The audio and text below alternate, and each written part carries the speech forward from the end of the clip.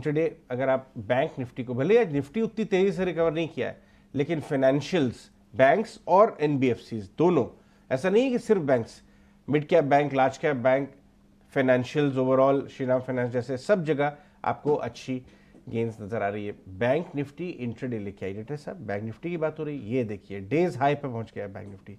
और आप लेके आइए बैंकिंग गेनर्स, क्योंकि ये मैं प्रशांत के साथ शेयर करना चाहूँगा और वहाँ पर ट्रेड बिठाना चाहूँगा कि रेस्ट ऑफ द डे के लिए क्या यहाँ से भी कुछ बैंक्स के ऊपर बेट किया जाना चाहिए। आरबीएल बैंक में क्या व्यू है प्रशांत? महिंद्रा ग्रुप कहता है बहुत शानदार बैंक है इन्वेस्ट करने के लिए। प्रशांत जी अजय जी, यहाँ पे अगर एक देखो तो एक स्क्वीज जैसा बना हुआ है, एक रेंज में स्टॉक ट्रेड कर रहा है, जहाँ पे अगर हम डाउन साइड सपोर्ट देखें तो करीबन 214 के आसपास आ रहा है। बट मुझे इसमें कोई खास इस लेवल पे अपसाइड नजर नहीं आ रही। ज्यादा से ज्यादा यहाँ से स्टॉक 230 और 220 इस जोन में ही कंसोलिडेट कर रहा है, तो मैं फ्रेश बाय रेकमेंड नहीं करूंगा। जिनके पास पोजीशन हो वो 219 closing basis spot stop loss से होल्ड कर सकते हैं। 219 ज्यादा दूर मत रखिए, 219 ब्रेक हो जाए तो मुझे लग रहा है कंसोलिडेशन के निचले जोन में यानी 214 213 तक फिर से स्टॉक जा सकता है।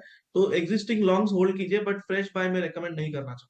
पे आपको सेल ऑन राइज वाला मार्केट दिखता है, ना कि बाइंग ऑन डिप्स। और एक क्रूशियल लेवल आप बता रहे हैं कि बाजार जहाँ से ज़्यादा ताकत पाएगा वो है 19,650। ये वही लाइन है जो सुबह हमने आपको दिखाई थी, जहाँ से टिपिकली फॉल हुआ है। आप एक काम कीजिए रुद्रा, फिर जब अपना इंडेक्स पे व्यू दे रहे हैं तो फिर स्टॉक स्पेसिफिक 2 शेयर मेरे को ऐसे बता दीजिए जहाँ पे आपका कन्विक्शन लेवल बहुत हाई है। वो शॉर्ट का भी हो सकता है, लॉन्ग का भी हो सकता है। Dimpy ji, talking to you after a long time and very very good regards and wishes of Rudra. और I always remember Dimpy मतलब ITC 220 पर I recommended ITC and from there it is just a history. अभी history एक और stock create करने के लिए short side पर मैं कॉल दे रही हूं। मेरे को एयू बैंक पर बहुत बहुत वीकनेस दिख रहे हैं और इवन मार्केट रैली पर एयू बैंक पार्टिसिपेशन नहीं किया है। और AU bank is a very very good shorting opportunity for me. Positionally इधर शॉर्ट लेके बैठ सकता हूं।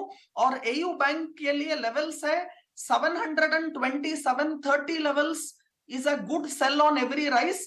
करंट प्राइस अराउंड 700 पर भी मैं शॉर्ट करना चाहता हूं और मेरा टारगेट इनिशियल टारगेट है 650 और नीचे I won't be surprised even if we find 630 और 600 as target on AU bank. Strict stop loss इसको रखना है 730। So 100 point down side from current level, 30 point I am giving a stop loss from current level.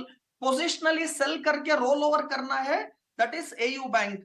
और second stock again which is looking very weak to me and good opportunity to sell at current market price, वो है Indus India bank का।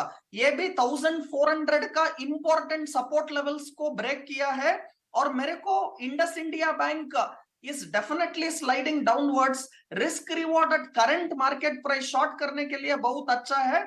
मेरे को stop loss रखना है इसके लिए 1420 पर और टारगेट मेरे को इसलिए वो इंडस इंडिया बैंक के लिए पहला टारगेट है 1360 और इवेंचुअली 1320 तक इंडस इंडिया बैंक आ सकता है।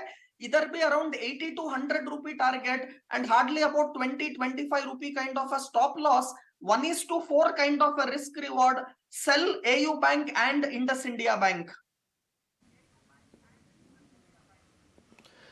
ओके बिल्कुल ठीक है। तो आपने 2 शेयर बता दिए, एयू बैंक और इंडसइंड बैंक। आप इसको एक एक्सपायरी तक ना समझें, आपको जो लेवल्स दिए गए हैं आप टिपिकली इसको लॉन्ग भी होल्ड कर सकते हैं, यानी कि रोल ओवर के साथ आप अगली कई सीरीज तक इसको कंटिन्यू कर सकते हैं। बट दोनों शॉर्ट हैं, ध्यान रखिए। इंडसइंड बैंक और एयू बैंक दोनों बैंकिंग में सी हैं।